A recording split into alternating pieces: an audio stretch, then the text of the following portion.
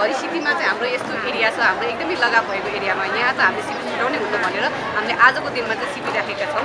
यहाँबाट चाहिँ हामीले शिविर सञ्चालन गरिसकेपछि धेरैले चाहिँ आफ्नो सुविधाहरू पाउनुहुन्छ भन्ने हामीलाई आश लागेको छ। हामीले चाहिँ अब बिएनबीबाट चाहिँ मेनली चाहिँ अब अर्थोपेडिक्स मेडिसिन, हार्ट जोड्ने सम्बन्धी मेडिसिन भयो, स्किन भयो, हाम्रो नाक कान घाँटीदेखि लगायत हाम्रो थुप्रो डिपार्टमेन्टहरू हामीले ल्याएका छौँ। यसमा चाहिँ हामीले लगभग 10 देखि 11वटा विभागहरू ल्याएका छौँ र सबैले त्यही अनुसारको सुविधा पाइरहनु भएको छ।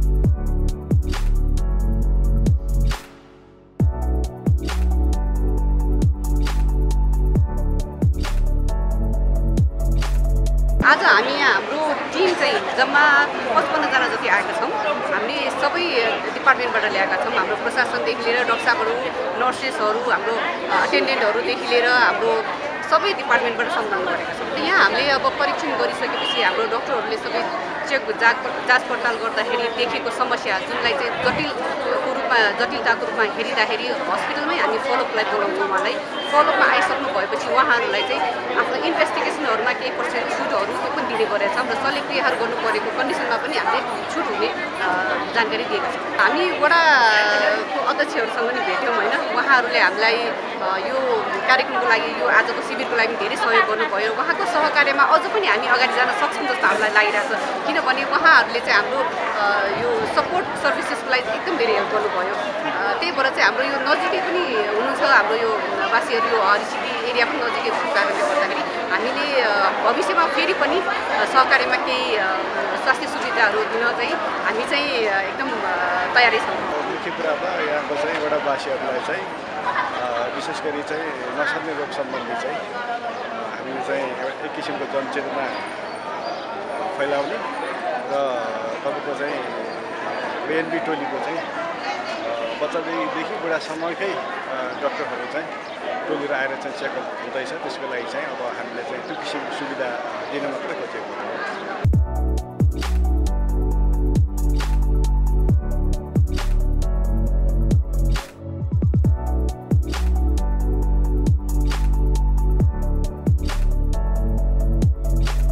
कुरा त तपाईँको चाहिँ यहाँ चाहिँ नसर्ने रोगहरूलाई चाहिँ कसरी हामीले चाहिँ नियन्त्रण गर्ने, कसरी चाहिँ त्यो किसिमको चाहिँ प्रत्येक परिवारमा चाहिँ जनचेतना फैलाउने भन्ने किसिमको एउटा चाहिँ हुन त राष्ट्रिय नीति पनि यही किसिमले चाहिँ अहिले चाहिँ सरकारले लिएको छ।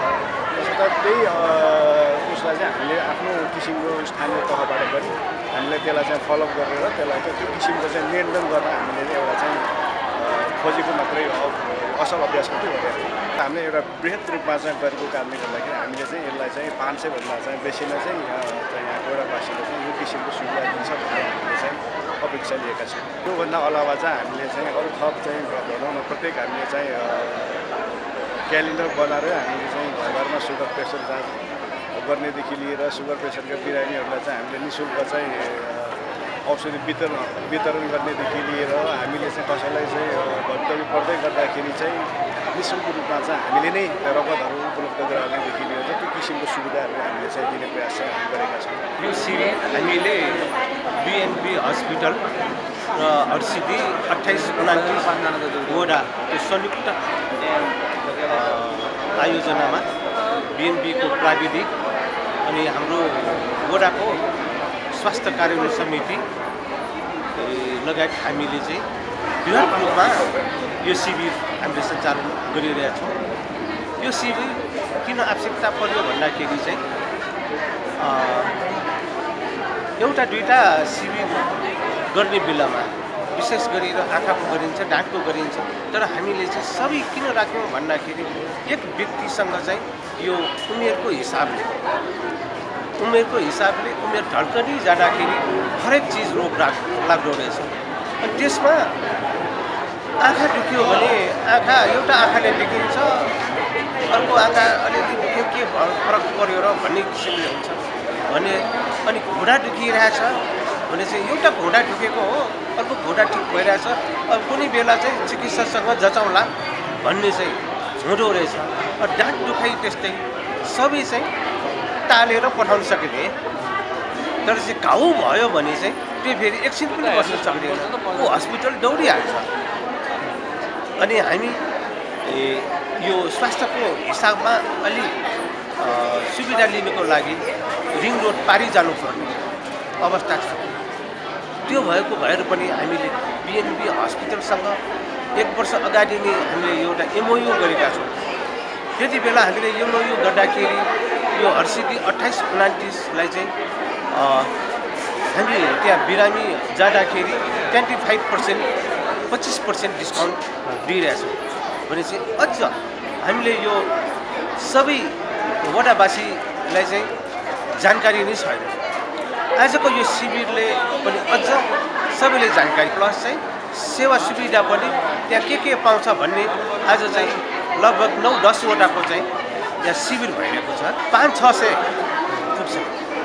यो किन त्यति पुग्छ भन्दाखेरि धेरै प्रकारको चाहिँ जाँच्ने छ। आफ्नो सेवा लिनुपर्ने आफ्नो दुखाइहरूको लागि त्यो भएर चाहिँ धेरै जसो चाहिँ आज चाहिँ सहभागी हुन्छन् हर्सिदीवासी प्लस चाहिँ हर्सिदीका वरपर छिमेकीका वडाहरू समेत पनि चाहिँ हामीले आह्वान गरेका छौँ। अहिलेको हिसाबमा हाम्रो लक्ष्य भन्दा पनि बढी हुनसक्छ। किन भन्दाखेरि हामीले त यो बिएनबी हस्पिटलसँग पहिलोपटक गरेको हो, तर उहाँहरूले चाहिँ अरू ठाउँमा शिविर गर्दाखेरिको र आजको यहाँको माहौल हेर्दाखेरि यहाँ चाहिँ 600 भन्दा बढी जान्छ भन्ने चाहिँ अघि यहाँ हाम्रो इन्चार्ज अनु म्यामले भन्नुभएको थियो। यो निःशुल्क भन्नासाथ चाहिँ अलि हेलचक्राइले हेर्ने दृष्टिकोण हो।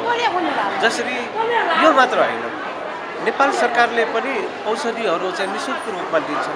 त्यो औषधि के पुरानो हो, यो डेट स्प्याट हुन लागेको हो अनि चाहिँ यो कन्सल खालको भन्ने चाहिँ जनमानसमा चाहिँ फैलाउनु रहेछ।